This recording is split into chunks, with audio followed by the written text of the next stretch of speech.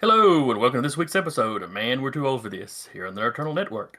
I'm your host, the experienced some call Jason, and with me today is... The Blurred Dawn of the Veil, the Todd Father. CDL-113, the droid you're looking for. And today we're going to be talking about Shang-Chi. Going over its box office and how Disney has been spinning things. Yeah. Todd, you want to start us off? All right. Before I get started, let me preface this by saying this is not a comment on whether or not you like Shang-Chi, whether you think it's the godfather of comic book movies. This is merely about the spin, about what it made its opening weekend. I want to preface that because anytime you tell the truth about what it made, people go off, well, it was good. Ain't talking about that. It's not against the cast. It's not against the movie itself. What this actually is the truth about the money, and it really shows you how much control and power Disney has. Now, because I talked to Tarky earlier about this, and he was going into that, and it's a common something where they go, it made half its box office back. No, the movie flopped. I know everything you see goes, it was a hit. But when you read those articles and when you look at the numbers, the articles tend to be full of quantifiers. Quantifiers are basically things that you add to lower the bar. The movie didn't belly flop. Disney expected a belly flop. They expected this thing that it was going to pull anywhere between $35 and $55 million, which would have made it the absolute lowest grossing opening of an MCU movie ever, period. Instead, it just flopped. It made, some folks say 71, I'll go with Box Office Mojo. Box Office Mojo said for its 3-day opening, Friday, Saturday, and Sunday, which are the days that count, it made $75.5 million. That ranks it as the second lowest MCU opening since Disney took over, and it puts it at the 21st out of 25th lowest overall. It only beat Ant-Man as far as Disney, Captain America the First Avenger, the first Thor movie, and The Incredible Hulk. They expected it to do lower than the Hulk. It still would have broken, even if it made $35 million, it would have broken the Labor Day record because the Labor Day record is just 30. Yeah, they talk about the Labor Day record like that was actually anything impressive. Yeah, and it's not. We should probably specify that when we say they were expecting, that's because they talked about it in an investor's call. Right. But what Disney did was, from a business standpoint, brilliant. Because what they did was they took a movie that had no buzz. The reason why it was forecast so low is there was no buzz about it. When the trailers would come out, nobody was excited for it. If you want to see excited, look at the Spider-Man trailer when it dropped, and it's like, oh my God, it's got, upteen million hits in 24 hours. Shang-Chi probably ain't got a million hits. Shit. Out of all the trailers. And even the excitement that you had about it was, ooh, that's the Abomination. That's a problem, because the Abomination ain't nothing but a cameo. When you look at the toys were on clearance. Hell, 3 weeks before the movie came out. So nobody was interested in the merchandise. Nobody's really interested in the trailers. And that's what they were looking at when they went, this damn thing gonna probably flop. Just hardcore, less than Incredible Hulk kind of fail. I know, we'll put it on Labor Day, and we'll blame Labor Day. No. What they did was, they blew the racial dog whistle. Yeah. What you had an investors call where Bob Chapek, the president of Disney, talked about Shang-Chi and basically said, we are going to experiment with the release of this thing. So instead of putting it on like they did with Black Widow, where you had a simultaneous kind of thing where you could buy it on Disney Plus for $30 and it was in theaters. What they did was they went, well, instead of doing that, we're going to release it in theaters, but we're going to shorten the time that it takes for it to come on Disney Plus. Where like Snake Eyes, when it came out, Snake Eyes was on streaming like 25 days after it came out of the thing. Yeah. Shang-Chi's going to be on Disney Plus the middle of next month. It's a 45-day release before it hits streaming. That was what the man was calling an experiment. We just gonna try this out to see how this works as far as the money goes. But what they did was they used that to create controversy, which anybody that's ever had a business class knows the worst thing you can do if you are running a business is if nobody knows who you are. All press is good press. So what he did was the lead actor, and you ain't telling me shit, and Disney blew the racial dog whistle. You had Simu Liu come out on Twitter and go, they calling this movie an experiment. And he's calling it an experiment. We gonna shatter records and we gonna break the ceiling. And what that is that's the racial dog whistle. It's the evil white man has basically said this movie full of quote unquote minorities is going to fail. And it's up to you as, not racist to come out and support my movie. That's brilliant. Because it was a movie that nobody gave a shit about. That's the point. If you think I'm lying, if you notice, Bob Chapek never defended himself.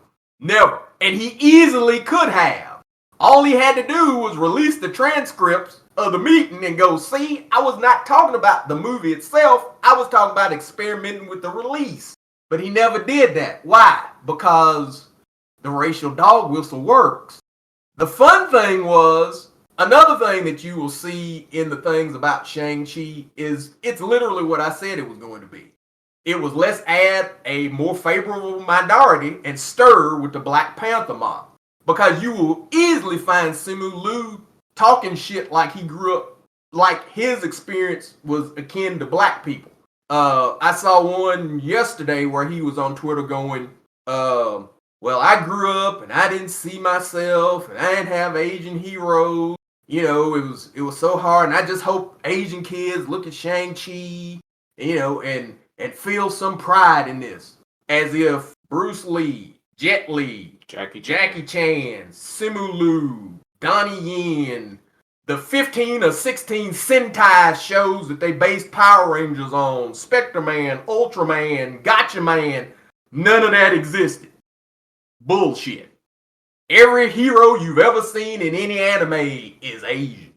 They have their own film companies. They have their own superheroes. Get the fuck out of here. It's awful damn funny he didn't have Asian heroes growing up, but my 50-year-old ass did? Bullshit. I'm calling complete bullshit. But what does that do? That was a racial dog whistle. Really not for other Asians, because they know that's bullshit. That was for black people. Because quiet as it's kept, black people are really your movie-going audience here in America.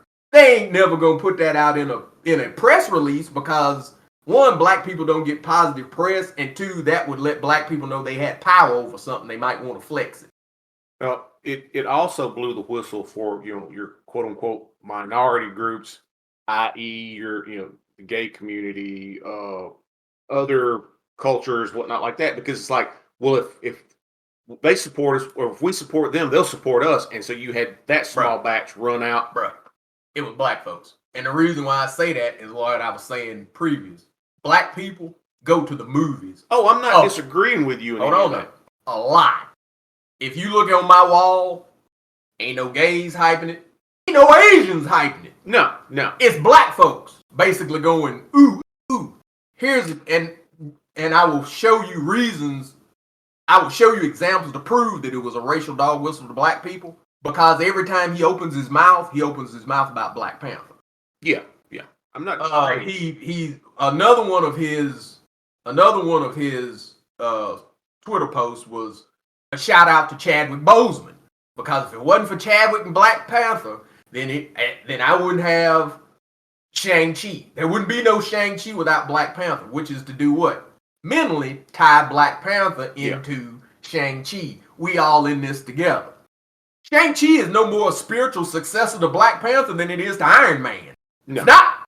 I mean, hell, you could easily go. He could have just as easily went. Shout out to Robert Downey Jr. because if it wasn't no Iron Man, wouldn't be no MCU, wouldn't be no Shang-Chi. So none of this is that's what I'm trying to show you. Is none of this is an accident. None of it's innocent.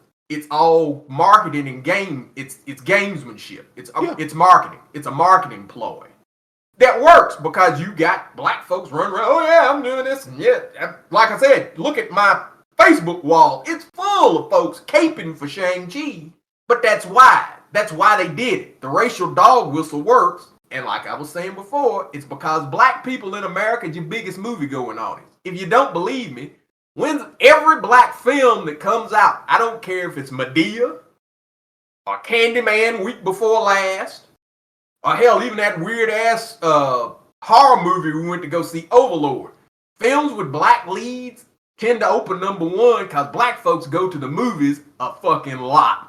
Yeah, I agree with you. I'm not arguing with you. But the trick is nobody will say it, but they'll use. They ain't above using it, but nobody's gonna say it because again, if you tell then that tells black people, hey, we do have some power, which is a whole nother thing. But that's what they're using here. It's you never hear Shang-Chi, the Black Panther ain't somewhere in the damn conversation.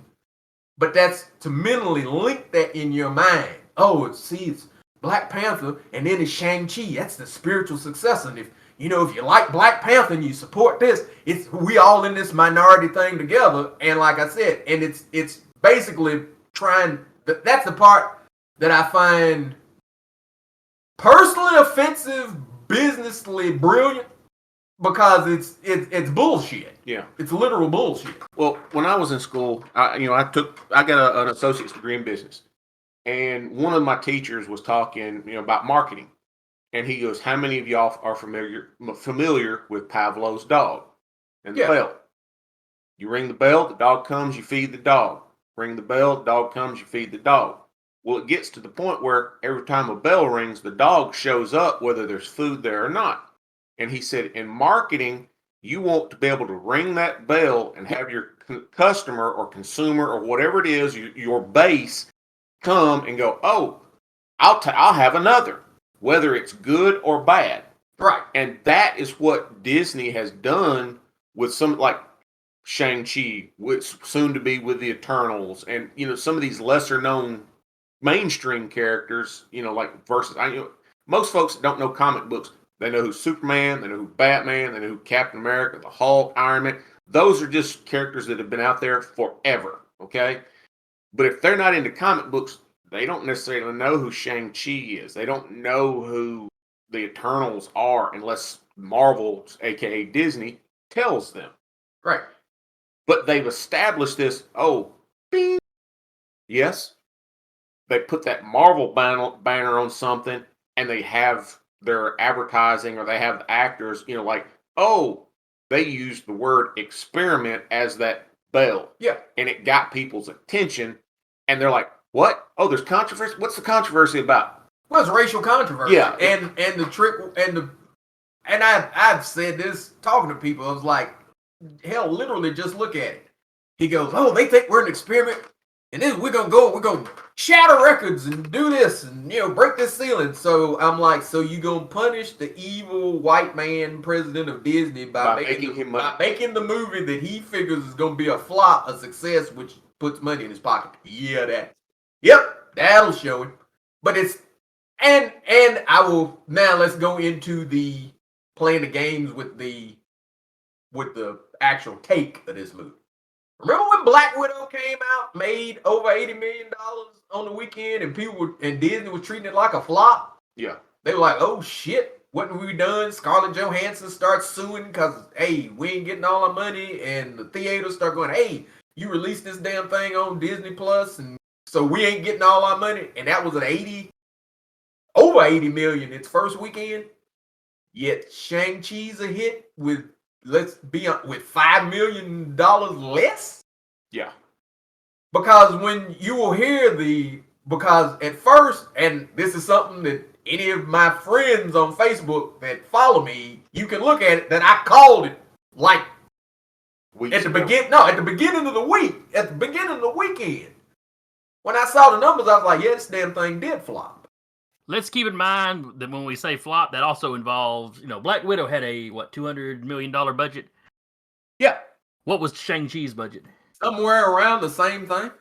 Marvel ain't hardly putting out movies with under a $200 million budget just for the special effects and all that kind of crap. Okay. Shang-Chi was $150 million, so that's still enough to, yeah, okay. So the trick to that was twofold. They don't talk about what it actually made in its actual weekend. That's one, because you were getting it was getting the 90 million thing. Oh, it's the Labor Day thing. It made $90 million. Well, it's $90 million was a work week. Wasn't a weekend. It was a work week because it came out Thursday, Friday, Saturday, Sunday, Monday. 5 days. Days to make that 90 million. Black Widow made 80 something in 3. They ain't rocking the same. And you thought Black Widow was commercially disappointing.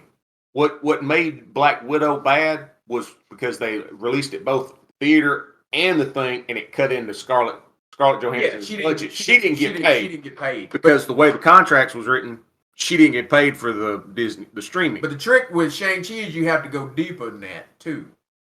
Is Disney not going to take L's? And if they told the truth, let me digress. We talking about the opening. 75 million in its 3, 90 in its 5, and then when that wasn't really catching the thing, now like we're looking at it right now. Oh, it made 157.7 million worldwide, which was something that I called. I was like, they're going to start talking about the worldwide all the time because that's what they talk about when something stumbles here. Now, why do they do that? Why do I say that? Because America still has an American mindset. So if it's a hit here, that's really all we care about. You get what I'm saying? Yeah. Let me roll you back for just a second. You said Shang-Chi had made how much in its first 5 days? 90. I just looked it up. Black Widow in her first 5 days made 95.1 million. And it was considered what? A misstep. That's my point. If Black Widow is a misstep and made more, how is Shang-Chi a hit with less? Well, with Black Widow, you get people kind of saying both. Like there's one article that referred to it, basically saying it was either 2021's most successful disappointment or its most disappointing success. So it was like it's a middle of the road sort of thing.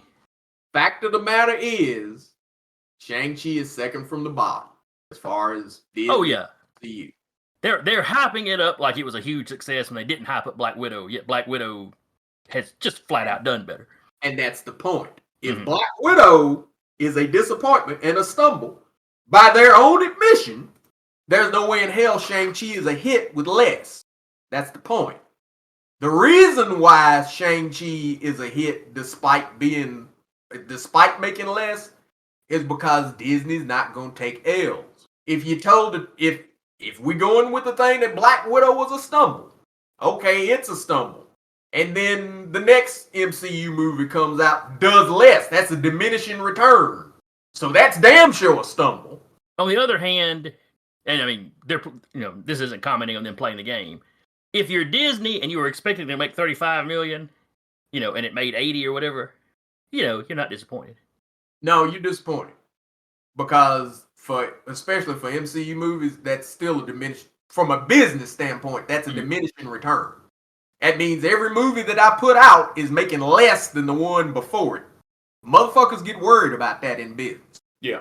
Because when you start looking at that shit on a graph, it's going down. You ain't want the shit to go down, you want it to go up. Now the reason why they're doing that is, like I said, Disney's not going to take L's. Because right now the MCU has that Muhammad Ali, Mike Tyson, Ronda Rousey effect. You hear MCU, you think hit. Do you see what I'm saying? Yeah. Mike Tyson was a monster in the ring until he lost. Once somebody beat him, people started beating him. Ronda Rousey was a monster in MMA until she lost. Once somebody beat her, people started beating her. The mystique of them went before the fight. That's the MCU. The MCU makes hits. That's the mindset. Oh man, hell, they made a talking tree and a gun-toting raccoon movie a success. MCU makes hits. From a business standpoint, that's what you want. You want your brand to be associated with hits, which means you can't start taking L. If all of a sudden you start going, hey, Black Widow didn't really, it did all right. It was good for a normal movie, but for an MCU movie, And then the next movie that comes out did less than Black Widow, well, now your ass is starting to look invincible. You see what I'm saying? And as a commentator, you clearly don't care for this, but as an investor, what do you think of it? Oh, as an investor, like I said, it's brilliant. That's the trick. I wasn't really gonna say it online. I get paid either way. So, and that was kind of the thing online. Well, you just want it to fail. No, because I get if you go out and cape for it, and the motherfucker makes money, yeah, in a month or so, I get a dividend check. So I'm literally talking against my own pockets here. But what I'm trying to do is put people up on game. It's manipulation. Now you can listen to that and go, well, he just hates Shang-Chi, and if that's what you think, sweet. You go out and watch that shit 5, 6, 7, 8 more times. I ain't telling you don't watch it at all. I'm just telling you that Disney's running game on your ass. That's one of them kind of things where I go, I'm Morpheus. I'm telling you, hey, bro, you in the Matrix. And you can either take the red pill or the blue pill. You can either go, okay, man, maybe they are playing me. Or you can go, well, fuck it, I like this steak. I don't give a shit which one of them you are because I win either way. Yeah, he's just letting you know, hey, they're ringing a bell. Whether you show up, right, that's up to you. Yeah, it's on you. So basically, for sure, if somebody was already planning to go see it, go see it. We're not advising against that. Oh. But if you were only going to go see it because, well, they're talking about it like it's a hit, so it must be really good. Well, it may actually be good. That's the trick. It may actually be good. That's why I started before I said this. I am not talking about the quality of this movie one way or the other. I am merely talking about the things that you see and reported that are bullshit. Just the numbers and how Disney is playing with the numbers. Right. They are playing with the numbers, and truthfully, it shows you just how much control a fucking powerful corporation has over what you see. Because, like I said, it started. I'll give you another example. That Thursday showing, it made $8.8 million. And it was Shang-Chi shatters records for Thursday opening at $8.8 million. Danny, if you see that headline and just the headline, what do you think? For Shang-Chi character, yeah, that's good money. But for a Marvel character, that ain't. No. If I tell you that a movie, take Shang-Chi out of it. Okay. This movie shattered Thursday night opening records with $8.8 million. Does that not say to you that this is the highest grossing Thursday night movie ever? Because it broke records. Yeah. That's what it's implying. And that's the point. But when you look at the truth of the matter, because when I looked at that, I was like, because like I said, not only do I invest in this kind of shit, I'm a fucking movie buff. I do this shit for 10 years. And, it's something that I look at. It's a knack. When you looked at the actual article, it's full of quantifiers. See, I knew when I read the headline that the headline was bullshit. If you just stop at the headline, you think, oh man, this motherfucker made more money on Thursday than any other fucking movie ever. Because it broke Thursday night records. And then I sat there and went, hold the fuck on. And I looked it up. Black Panther made $25 million on its Thursday opening. It's not the highest. The highest is Avengers Endgame. Avengers Endgame made over $60 million just on Thursday. So it ain't broke that damn record. So if you went, oh, but it's after the pandemic. It ain't even the tops after the pandemic. That's Black Widow. Black Widow made $13.2 million on its Thursday opening. So what fucking record did it break? You start adding quantifiers. Well, it broke the Thursday night opening record of a majority Asian cast with the word Shang in the fucking title. It's bullshit. It didn't break shit. It didn't even break the record for this year. It's like my uncle. who was in the military. He was a military intelligence. He always told me growing up as a kid, he said, when you watch the news or you read the newspaper or see an article, an interview on TV, don't just look at the headlines. Don't just look at what they're telling you. Look at what they're not telling you. And, like you said, oh, it broke records. Well, what record did it break? What's it going up against? As far as this record goes, what determined this original record? Did it break any record? Or are they just saying it? Because the business teacher I had, he said the most brilliant folks in the world can sell you a product and never show you the product in the commercial or in the advertisement. And that's what they're trying to do. They're trying to sell this movie to you, or any Disney movie to you for that matter, without ever having to show you the finished product. They want you to go into it going, this is going to be the greatest thing since sliced bread and Betty White. And it will likely be the number one movie this weekend, based on one, they've been telling everybody it's a hit. Two, they still blowing the fuck out of that racial dog whistle. And three, what the fuck's it going up against? I mean, I'm not going to lie. I'm going to watch the movie. I'm probably not going to go to the theater because of COVID, but when I get a chance, I'm going to watch it, and I'll probably enjoy it because I've enjoyed all the Marvel movies up till now. I've got Disney Plus, so when it comes out, I'll get around to watching it. Yeah, it'll be out the 15th of October. I'll watch it, but it's one of those things of I don't care what movie, book, show, whatever. It's a hit. It's the greatest thing ever. I'm gonna watch it and make that decision on my own. But as far as money, I can add 2 + 2 and get 4. I don't see 7 or 8 from 2 + 2, and that's what they're kind of advertising. Oh, it's this, and don't look over here to the left. It's 5.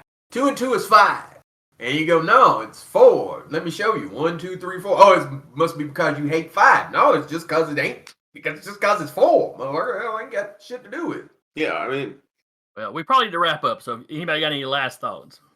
Like I said, I haven't seen the movie yet. I'm looking forward to seeing the movie.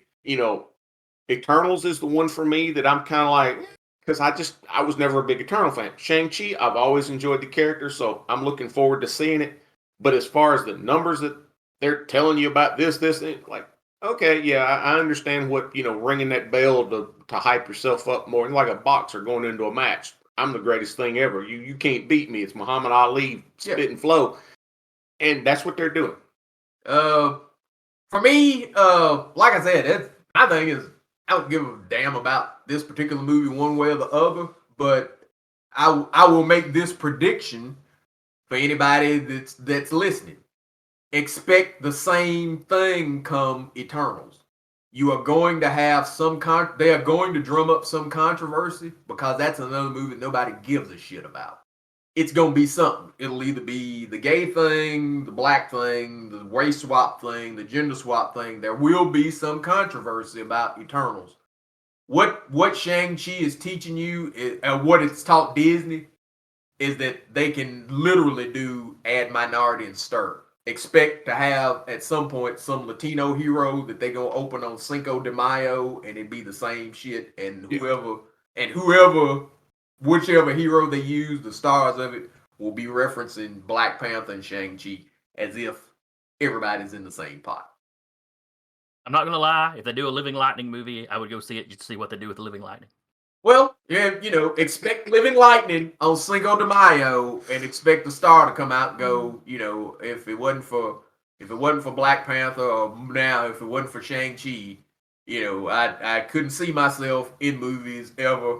And if they ain't fired Bob Chapek by then, I expect that something that he said will be horribly racist, and you should go out and see this movie to teach that old lying white male sumbitch a lesson. So anyway, I think we're going to cut it there.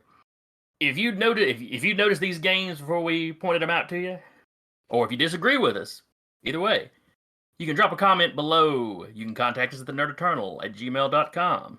You can contact us on Facebook. Just look up The Nerd Eternal. If you'd like to support the channel, you can like and subscribe, share it with your friends, or go to our webpage, thenerdeternal.com, where we've got a link to our shop. We sell some t-shirts and whatnot. Anything you want to do to help us is deeply appreciated. So until next time, I've been your host, the experience that some call Jason, and with me has been CDL 113, the droid you're looking for. And the blurred Donald DeVille trying to teach you the facts of life, the Todd Father. and we will see y'all next time. Bye-bye.